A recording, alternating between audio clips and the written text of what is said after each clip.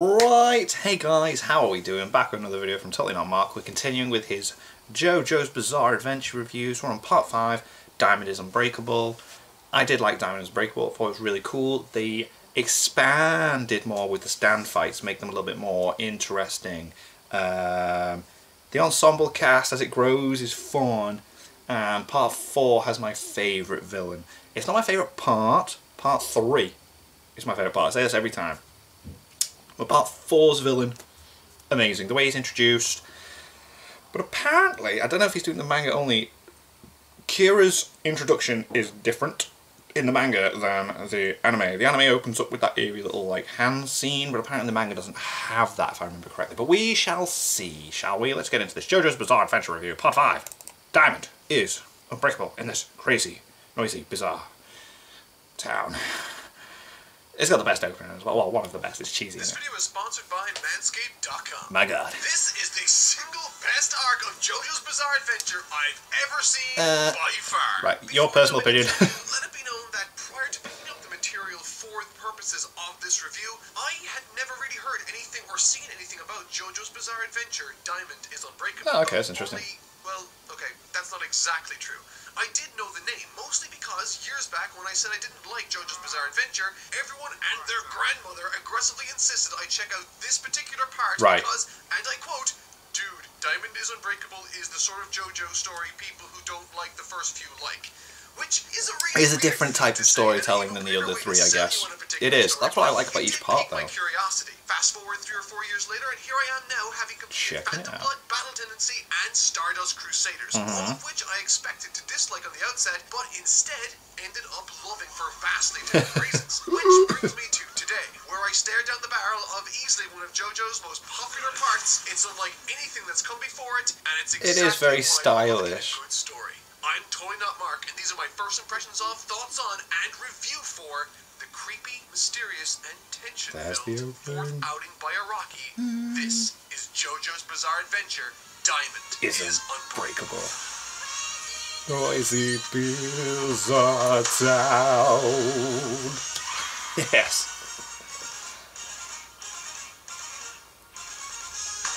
Ugh. Once again, because Araki loves to write ridiculously long stories, I'm going to have to split this one into two parts. I did notice it was part 1 and 2. It's 174 chapters. Whoa. That's almost twice as long as One Piece's longest arc, so even I'm not that crazy. With that said, and you're edited by Dive Exhaustion. in this video, and I'll be covering the second half as well as its climax next week. Cool. But enough about that. This week I had to read 5 thick boys. Whoa, they are thick. You know what? This is by far the weirdest part of JoJo I've read, and definitely the So you're saying it's bizarre, I love it, yeah. Not just it is because weird. Of what the story contains, Aliens. but because of what the volume did. In volume 5 of Diamond is Unbreakable, I got free bonsai seeds. Yeah. To clear this up, I didn't order any bonsai seeds with my Diamond is Unbreakable set. That's this weird. Is off to a bizarre start, but you Haha. can't believe I'm planting these bonsai trees once I finish Diamond is Unbreakable. What should I name the tree? Comment something down below. Anyways, this story, while I think it's fundamentally different in its approach when compared with Stardust Crusaders, Battle Tendency, and even Phantom Blood, it's taken elements from each of them and spliced them together with its very own secret sauce to create something entirely new. Interesting. For instance, there's a clear episodic feeling to this story, at least early on, in them encountering stands. Yeah, the different stand users and that, yeah. The which they encounter these new stands has decreased significantly since Stardust Crusaders, and the length of these encounters feel much longer. And what's more is, much like Battle Tendency, there's a stronger connection to a goal and progressive serialized format than what Stardust Crusaders offered. Heck, even the small and close settings that this arc marinates in. The story is about the place that they are at and not the characters that are within it in part 4. What makes this arc feel all the more impressive is once again how Araki has chosen to implement his stands, which the stands are class in this, elements and locations within the story were complemented by equally outlandish and crazy stand powers. Diamond is Unbreakable decides to turn that application of stand abilities. There's just so many interesting places within the town. Stardust Crusaders, the bizarre was complemented by the amazing to create a cohesive uniformity that works so well for that story being told. In this one, Araki opts to strip away all of the fantastical elements of the world, but instead bathes it in the mundanity of everyday suburban life. And while the setting is standard and small scale, it allows the mad genius creativity of Araki through his use of stands to create an uneasy whiplash effect on its readers. Yeah, in other words, the surroundings lull you into a state of relaxation and familiarity, and then suddenly, boom! Not unlike a horror movie suddenly getting quiet before something amazing happens, which prime you for a visceral reaction when you eventually see those expectations blown out of the water when something creepy, awesome, mysterious, or all three of those things happen. Yeah, It's a man. wonderful way of approaching a story, I think. But in order to help capture my experience going through this story for you, I'll run through the events in order and give you my thoughts. Fantastic.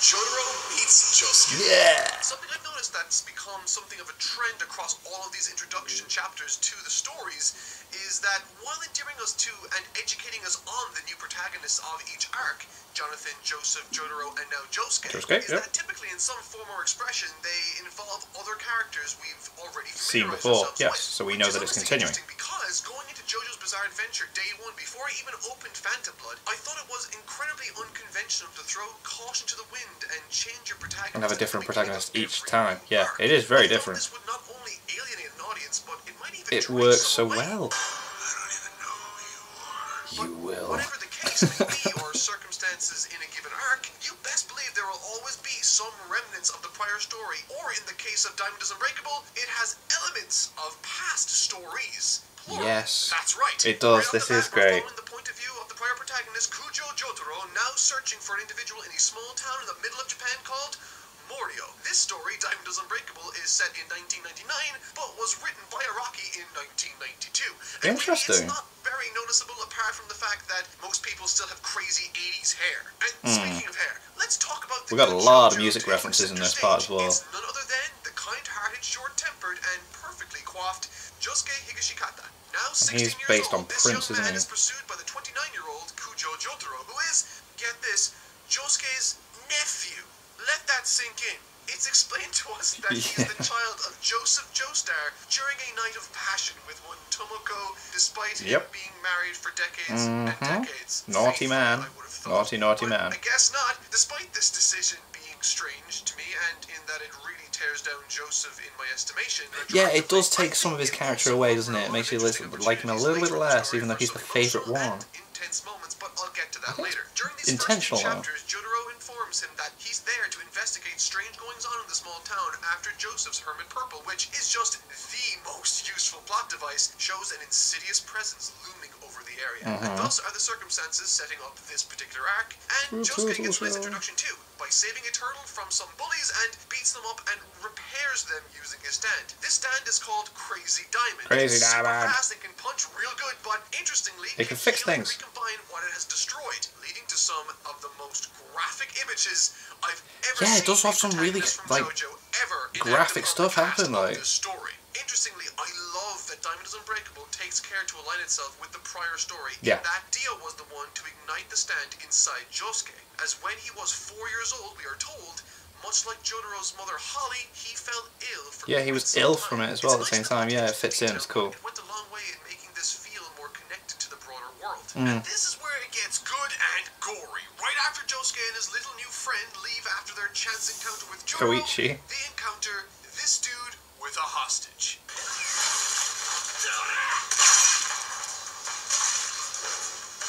Josuke and Angelo.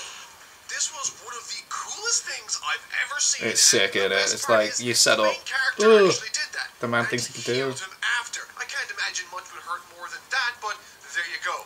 This fellow that got spit roasted by Josuke was actually under the control of a particularly small stand that can take The over water the body thing, through yeah. water, and he is owned by one Angelo, a convicted criminal on Oh, death he's row that managed weird. to escape by some means that are still unknown to us. This is the very first major adversary JoJo faces in this arc, and served the story exceptionally well in the wielder pretending to be different people throughout the town, enabling us, the audience, to get to know the various key characters like Tomoko, Josuke's mother, and his grandfather, Ryohei, who become the victims of this criminal's advances once he sets his eyes on Josuke and Jotaro after they interfered with his good time earlier. And sadly, his grandfather doesn't R.I.P. make it out of this particular chapter. Regarding Angelo, I thoroughly enjoyed his devious behaviour and the action that ensued due to the absurd nature of his stand power. Manifesting out of nowhere, like from water bottles, steam, and even the rain, this guy would pop out of nowhere and cause all sorts of mayhem. However, not the sort of mayhem that Josuke and Jotaro couldn't take care of. Of course. Turned into a rock thanks to the inventive initiative of I love it, and then the rock stays there for the whole time. He spills the beans on how he managed to escape prison and what would eventually become the goal early on when he describes the shadowy individual in a school uniform that granted him his stand power in the first place by way of bow and arrow. Yeah, and it's like, whoa, what? The arrows? And now we have an individual to be on the lookout for. That's pretty much haunting this town. Great, so now we have a vague target and a goal, which let's go get the them. audience something to shoot for also clears up where all the other stand users from Part 3 came from, other than thin air outside of the Joestar family line. Yeah, like they were given the stands with the arrows, it's like, and then it builds up, and then Part 5 goes even further with it. The rate with which we receive new information that progresses the main story is much more frequent than Stardust Crusaders, and so with Diamond is Unbreakable continuing the trend of edging closer to the truth comes one of the coolest scenes in the first half for me. Yeah. After investigating this decrepit building, they find themselves caught in a battle with these two individuals called the Nijimura brothers. Things take a massively interesting turn for the mysterious and dramatic when out of nowhere Josuke's new friend Koichi is shot by an arrow, by way of the arrow, and that's when we see this.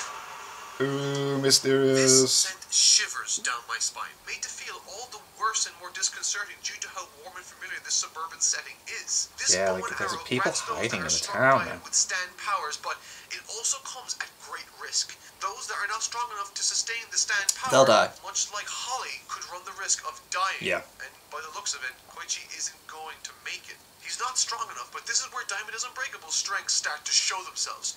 Having seen Josuke attempt to restore his grandpa back to life after Angelo killed him, we know that in order to save Koichi, he needs to start the healing process soon before he fades away for good. Yep. And the only foes that seem to be standing in his way are the Nijimura brothers. This added stake and stipulation. Oh my god, his stand's incredible. Makes for some edge of your seat action. So far the story has reeled me in, and what's more is it's made me care about these characters and impressed me with how they've structured these scenes. You know you're doing something right when as soon as Araki had Koichi struck by the arrow, my first reaction was, oh no! Yeah, definitely. Moments later I was able to piece together that Josuke oh my has god. the ability to save him. It's a wonderful feeling and it's carried out so well in this section. Josuke and the brothers do battle, but one of the brothers is saved by Josuke. The climax of this battle brings us to within a hair's breadth of retrieving the bow and arrow, thanks to in part the kind Nijimura brother Okuyatsu. He's not the brightest, but he appreciates Josuke's He is not the brightest at all, joins him in but he knows what's right. But shockingly, they are pulled away into a socket by way of some electrical stand user. He's made off with the bow and arrow, and Okuyatsu's brother is gone for good. Following this unsettling encounter, Josuke and Koichi, as a result of the conflict and actions taken therein, form a close friendship with Okuyatsu. And then something I never saw coming happen. They've skipped the thing with the... And it's around they've skipped the bit with their dad, like why they were doing that with the arrows. It made me feel all the more tense. The following few groupings of chapters, which is really interesting because it carries on the story from Part 3 as well, with the whole thing. Like he had Dio's blood, and then Dio died, and then he turned into the monster, and then they got to give the arrow to try and... I find it really weird though that he didn't mention, like, the dad did, but never mind. Oh no! Yeah, there are some really interesting mini arcs that bring up other characters that are in the town. Which, by the way, now that I'm talking about it, this arc feels significantly more aged up than the first three. Yeah, it does seem aimed at an older audience than the others. Yeah. This manga no longer feels like a shonen to me. Now, the point of this mini arc is to define Koichi's character more clearly. It helps build up everybody, like, with these mini arcs for everyone, yeah.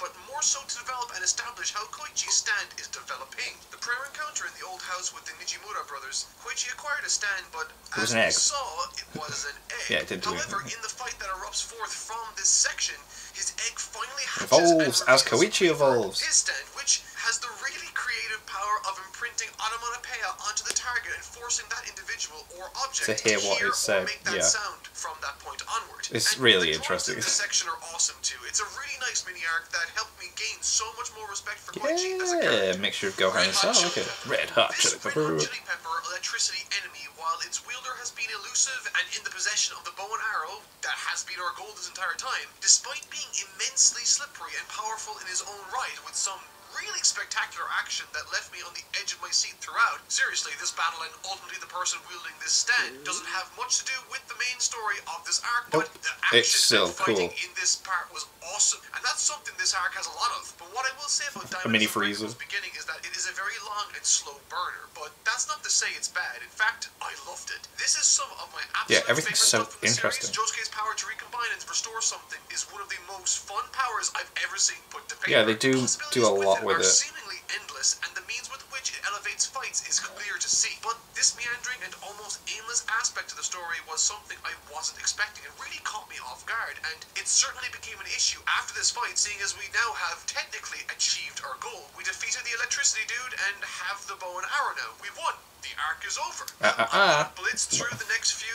so that I can talk about something that really excited me later in the story, but more so because it's not necessarily plot focused and more character driven. So if you want the character driven stuff, I can't really explain that to you. You just gotta watch it for yourself. And if you've seen it already, you don't need me to go over it. Toshikazu Hazamada, Yukako falls in love, let's go eat some Italian food, Yokako Yamagishi dreams of Cinderella, and let's go to the manga artist's house are all self-contained mini-arcs that help us explore the wider community. They're all very fun and interesting stories as well. They don't have anything to do with the plot directly, but they do later on. They will. Yep. And what's more is, now that I've read up to a certain point, I think I know exactly why Araki wanted to show us all of these people and their powers, so pay attention. It's very important. Toshikazu Hazamade's chapters tell the story of how Josuke and Koichi come into conflict with him. He's a regular student with a twisted side and an even spookier stand power, which can turn his marionette into a copy of whoever it touches. And what's more is, Toshikazu can also manipulate your own movements, and in the case of Josuke, tries to force him into stabbing his own eye. However, with a pen, Jesus Christ. Thinking and some wonderfully convincing sound effects on behalf of Koichi and Reverb, Josuke tricks him into thinking he has stabbed his eye and eventually takes him out. Indirectly. Oh yeah, they're getting beat up, don't they? Repents for his sins, and they ultimately forgive him. So, new party member, Yay! Yokako Yamagishi is the lucky recipient of 2 mini-arcs that center around her and her antics. She's a tall, beautiful, dark She comes off as really creepy at first. Story involves her confessing to Koichi that she is in love with him, yes. And this is where we really start to understand her as a character all the more. She is essentially obsessed with Koichi and following a rather cliche story in which Koichi becomes overwhelmed by her and eventually kidnapped. And the conflict arises as Koichi, he tries to escape. Her stand power is pretty cool too, where she can use her hair as appendages. In the ending conflict, Koichi chooses to save her despite his dire situation, which puts him up in my estimation all the more again. And she regrets what she did too, so...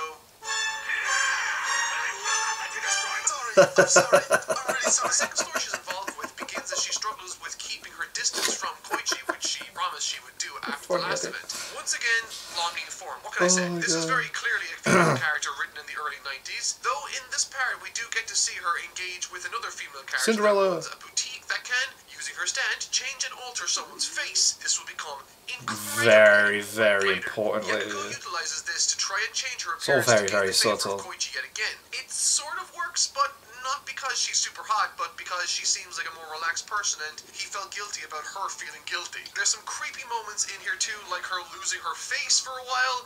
That happens.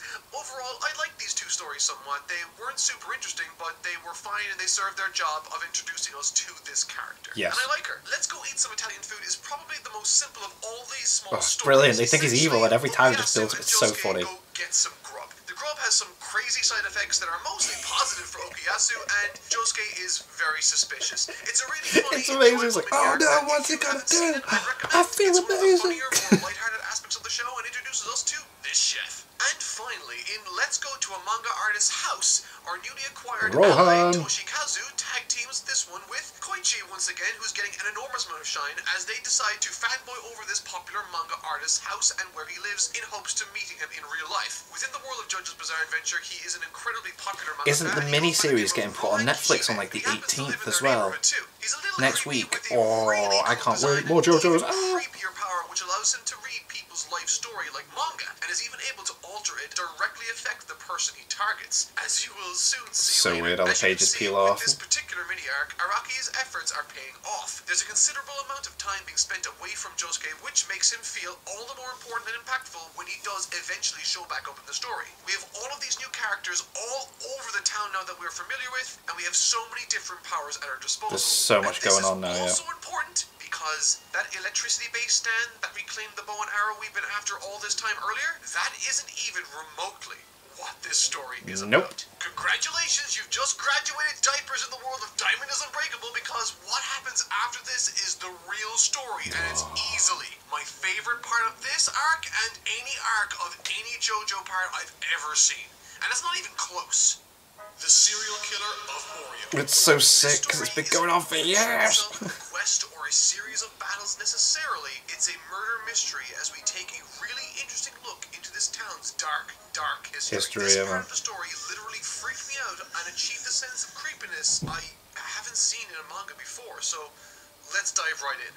Rohan's adventure. This is where things take a turn in this quiet town, from the mundane to the strange and eventually the unsettling. Introduced as just another harmless adventure with the alleyway and our new ally Rohan. As the two stumble across an alleyway with this girl, they find themselves stuck in effectively a dimension between the living world and the dead. But that's not the interesting part. While it's horrific to see a dog's throat sliced so graphically, the unease comes from this girl called Remy, who reveals that she herself is a ghost and that she was brutally murdered by someone from Morio 15 years ago.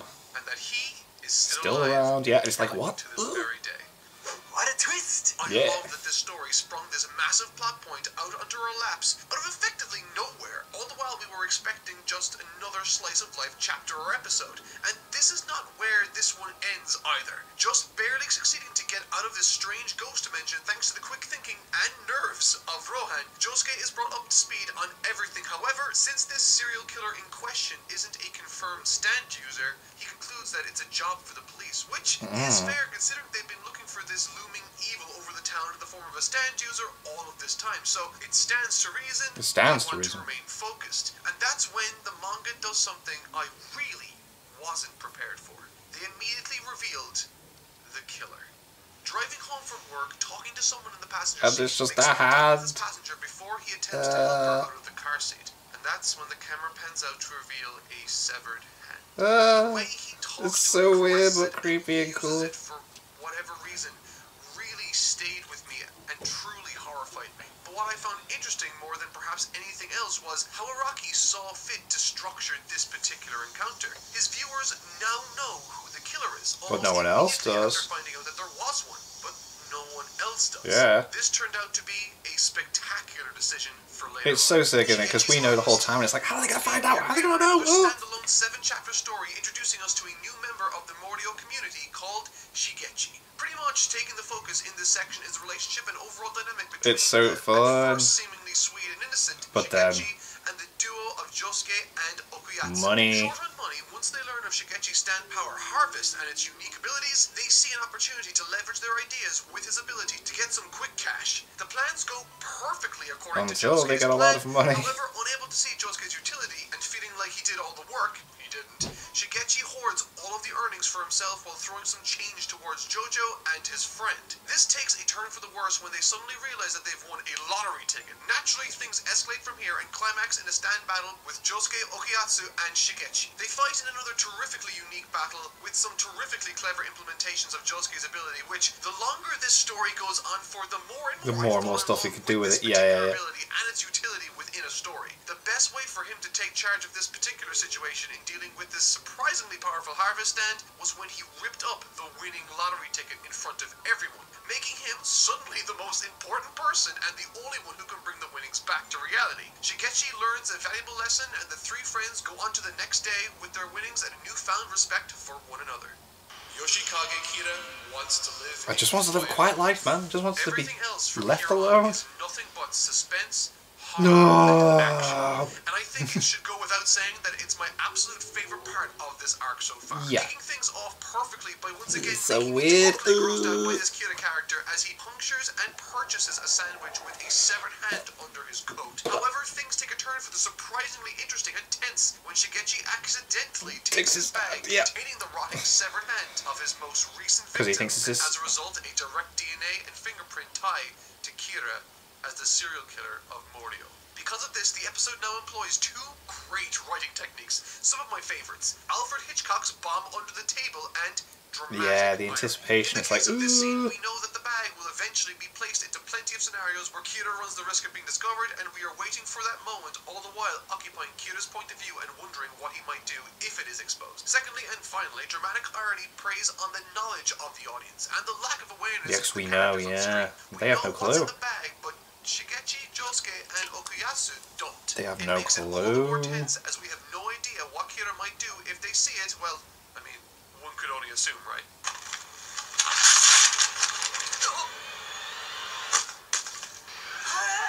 Okay, we're fighting, I guess. Kira's stand is called Killer Queen. In my opinion, is the perfect foil and complement to Josuke's crazy diamond. Where Josuke's heals and restores something to its original form, Killer Queen just destroys everything. Specializes in turning everything it touches into bombs. And this is when one of the most depressing scenes in the first half. Oh, it's so sad. Staggering on the verge of death in a bloody heap through a hallway of his own school, people pass him by, ignoring him, not wanting to get involved, until he manages to pull himself up and touches the door handle to Josuke's classroom.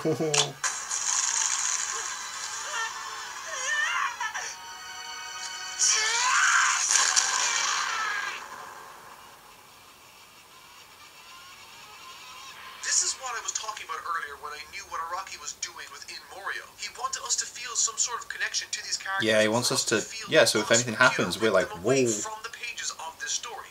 It's super effective, but there was a small miscalculation on Kira's part. One last gambit on behalf of Shigechi and Harvest, he stole a button from Kira's suit and delivered it straight to Josuke, unbeknownst to Kira. Exceptional use of the stand power. Not just because it's a neat idea to maintain the And now everyone's like, but because this is a small town, and with this lead, the gang have a good chance of encountering Kira when he goes to get his suit jacket repaired. And interestingly, in the next scene when they are pursuing Kira, the two characters we're following are Jodoro and Koichi in their very first team-up as they investigate the origin of this button. And as luck would have it, his jacket is right there. Oh my god, yeah. They seem to be moments from cracking this case when...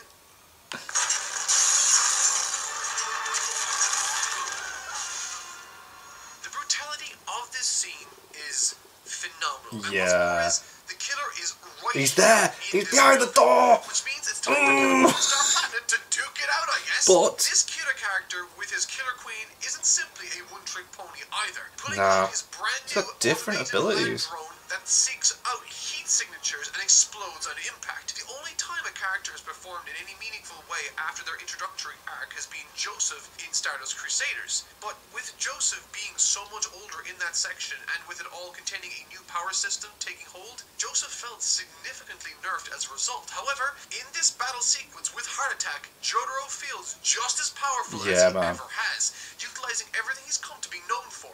A cool head, clever tactics, leadership qualities, and brute force. Something I think is important to expand upon at this point is that, unlike Joseph not using Hammond much in Stardust Crusaders and, as a result, feeling useless by comparison, Jodoro very much feels powerful and capable. Yeah, he is. Someone all the characters in this part can look up to. And for Heart Attack, a part of Kira's stand power to give him that much trouble. And he can still use the world. And believable considering Jodoro's power set. Jesus. Left in a bloodied heap on the floor, clinging to consciousness, Jodoro's life is in Koichi's hands. However, understandably at this point, I'm thinking to myself, how could Koichi do what Jodoro couldn't? Well, Yeah. the answer is, he can't. But what he can do is utilize information we know about the Heart Attack drone already, and leverage that through clever tactics to buy time and call for backup, specifically to call Josuke. Honestly, I think Koichi's stand is one of my favorites out of all of the ones I've come across. Does have some so far interesting in the stuff. series. He managed to find a weakness that Jodoro couldn't exploit. And that's not all. Following the trend that's been established throughout this arc so far, It evolves. Reaver further matures and digivolves into Act 3. Act with 3. a whole new set of powers Kill and brand the new look. beach. He acts as another mystery box for both us as an audience and Koichi to hope and pray he has some sort of new power that can be useful against this indestructible Heart Attack.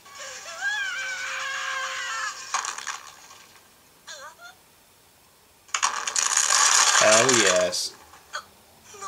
And he does! This little guy has the single most useful move ever! The best part is, it directly affects Kira's hand, yeah. That always wants to keep a low profile, now has his hand People are noticing him. And has everyone now looking for him. Yeah. Thanks to this incredible new technique, Kira is forced to return to the battlefield along Killer Queen to finish what he started in person. With all of this being put onto Koichi's shoulders, all the while juggling the abilities of a new stand he's still coming to grips with, was such a tense time. However, he managed to do what no one else was able to do, expose Kira.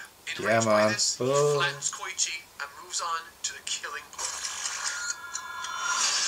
Don't think so.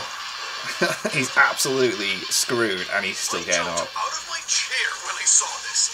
I thought Koichi was so gonna die. It's so sick. Not out of the woods yet, not by a long shot. Jotaro is on the verge of collapse. Yeah, he can sense and feel that in his blows. Thankfully, however, Jotaro can, unbeknownst to Kira, stop time and attack then. And attack he does. God. Landing blow after blow after blow, Jotaro knocks out Kira before falling to the floor himself unconscious. And as luck would have it, this is when Josuke stumbles into the equation. Time to heal the party, and oh my god, are you seriously gonna heal this guy? Yeah, man, that is like, no, they don't know. So damn close to healing Kira had my stomach in knots. And thankfully, Josuke isn't a dumb character and actually logics his way out of this one in a really impressive way. Kira has screwed up in this instance, but by using his heart attack drone once again, he manages to just about escape. And this is where, once again, Araki impresses me beyond all measure with his utter genius. Josuke once again showing us the tremendous utility of his stand. So you can repair it and then follow it. Which forces it to fly back towards Kira, thus outing his whereabouts once again, allowing him to find where he is. And now all they gotta do is follow this drone and... No! Jokes aside, I've said genius a lot, but this was is genius. He now has a new face thanks to this woman Cinderella. that we've already been introduced to. He's killed this woman, and now he's missing after assuming a new identity. My favorite part about this conclusion is that this is Araki making full use of his medium and the JoJo property. When it was revealed that they were so close, and then immediately later Kira was revealed to us, I genuinely was both confused and impressed. Typically speaking, the fun of a whodunit story comes from speculating as to the whereabouts and the identity of the killer, but he decided to reveal him right up front, and just show us. A host of new possibilities were explored and enjoyed by us, namely a number of tense encounters from the killer's point of view. But thanks to the stand of one user, thanks to the way JoJo's Bizarre Adventure is written, Araki can now enjoy his cake and eat it too. He can now have had that story that he explored with Kira just now, and he can now have a whodunit story with the killer on the loose without us having a clue as to what he looks like. And honestly, that blew me away. Next week, the finale of this arc is going to be truly...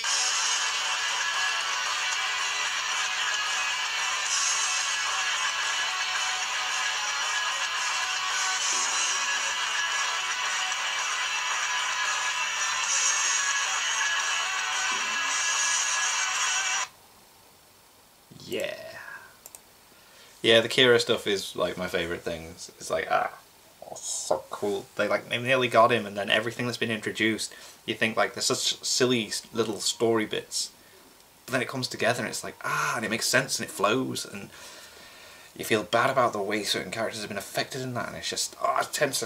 That was cool.